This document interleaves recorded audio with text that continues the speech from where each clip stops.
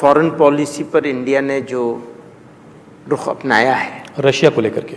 सारी चीज़ों को लेकर के, अच्छा, तो वो तारीफ के काबिल है। मुसलमान पॉलिटिकल पावर बने, ये मुल्क के लिए और मुल्क के मुसलमानों के लिए, सब लोगों के लिए नुकसानदेह अच्छा नहीं। दोस्तों आदाब अर्ज़ है, मैं अनीस अहमद खान हिंद वॉइस से आपसे मुखातिब हूँ। ये जो मुस्लिम लीडरशिप है इसका कुछ समझ में नहीं आता है कि कल कुछ है आज कुछ है।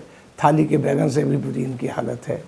अभी चंद दिन पहले देवबंद में जमतुल उलमा हिंद ने बहुत बड़ी कॉन्फ्रेंस की थी, जिसमें कम से कम हज़ारों की तादाद में मुस्लिम इंटेलेक्चुअल्स आए थे, उलमा आए थे।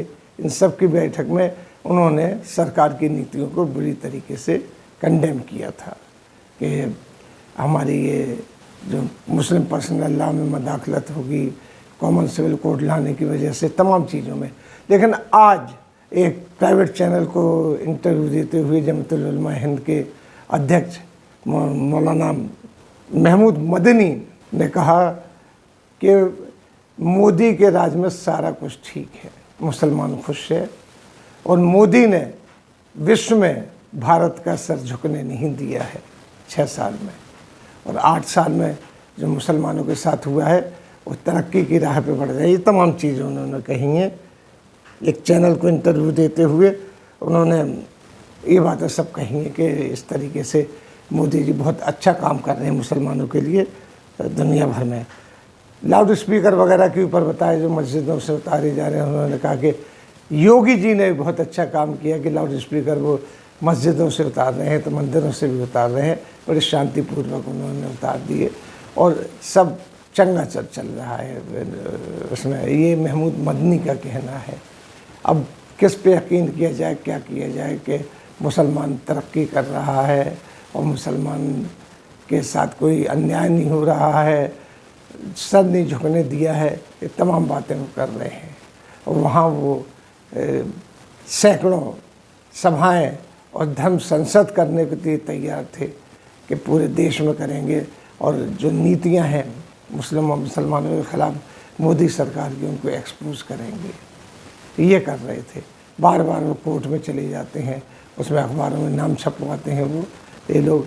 लेकिन अब उनकी जब प्राइवेट चैनल को इंटरव्यू दे रहे तो उन्होंने कहा मोदी सब कुछ अच्छा कर रहे हैं। क्या अच्छा कर रहे हैं? बुलडोज़र के ऊपर उन्होंने कहा कि जहाँ जहाँ अगर मुसलमानों के साथ हुआ होगा तो हम उसके ख़िलाफ़ कोर्ट में जाएंगे, जहाँ होगा। भाई पूरे देश में हो रहा है मुसलमानों के ख़िलाफ़, चाहे वो दिल्ली हो, चाहे मध्य प्रदेश हो, चाहे कहीं भी हो।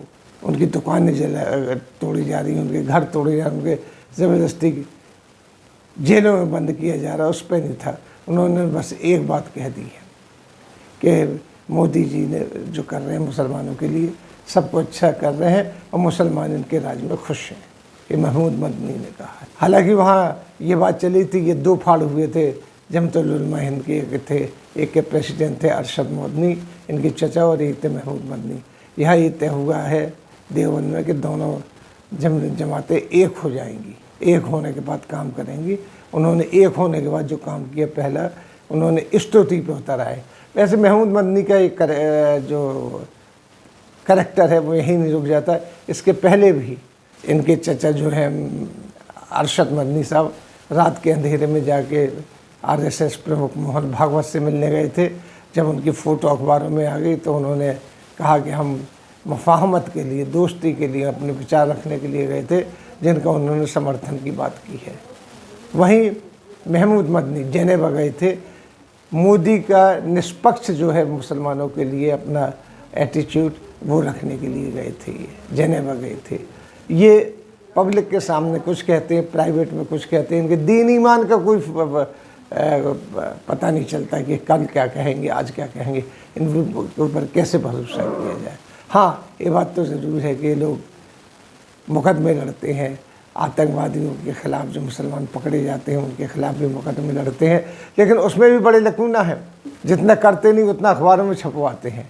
मैंने खुद पर्सनली इनको बहुत करीब से देखा है। लिहाजा अब किस पे यकीन किया जाए? लीडर बनते हैं।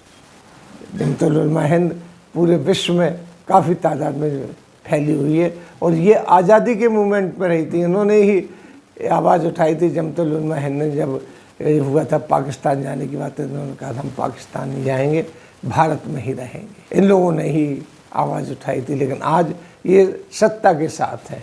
इनकी पहली कोशिश तो वो होती है कि इनको किसी न किसी तरीके से लोकसभा में, राज्यसभा में इनको एक सीट मिल जाए। ये सत्ता में नहीं रहना चाहते, सत्ता के साथ रहना चाहते।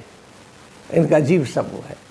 अब आप देख लीजिए, अभी जो इज्तिमा हुआ था, इज्तिमा कहते हैं उसको, तो उसमें इन लोगों ने कितनी बड़ी बड़ी तकरीरें की थी। अब महमूद मदनी क्या कह रहे हैं प्राइवेट चैनल को इंटरव्यू देते हुए, इनको ज़रा भी, हम तो कहेंगे लज्जा नहीं आती, शर्म नहीं आती है कि मोदी जी ने मुसलमानों के लिए अच्छा कर रहे हैं और मुसलमानों को उनका साथ देना चाहिए। साथ ही देश विदेश में मोदी जी देश का सर नहीं झुकने दे रहे हैं। जबकि OIC, organisation of Islamic countries है, उन्होंने इनको कंडेम किया है।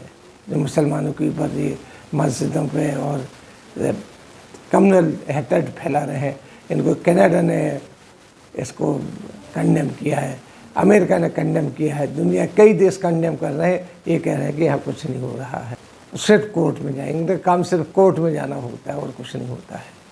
उसके पीछे भी एक बहुत बड़ा राज है। जो लोग कोर्स भुगत के आए हैं, जिनको इन्होंने छुड़वाए, जिनके ढंग का पीटते हैं, उनसे बात करेंगे तो उनसे कोई दूसरा पहलू भी नज़र आता है इनका। ये लोग वो हैं। लेकिन ये कहना और मोदी की स्तुति करना, इसके मतलब ये है कि एक राज्यसभा की सीट लेनी चाहिए किसी तरीके से, जो कि इसके भूखे। पहले मदनी, जो महमूद मदनी है, राज्यसभा के मेंबर भी रहे हैं पिछले दिनों, अब फिर उस सीट के चक्कर में है। शर्म आती है कुछ कहने के लिए। ये है मुसलमान लीडरशिप। इसी के साथ हम आपसे लेते हैं विदा। अगले अंक पर फिर हाजिर होंगे, तब तक के लिए दीजिए हमें इजाज़त।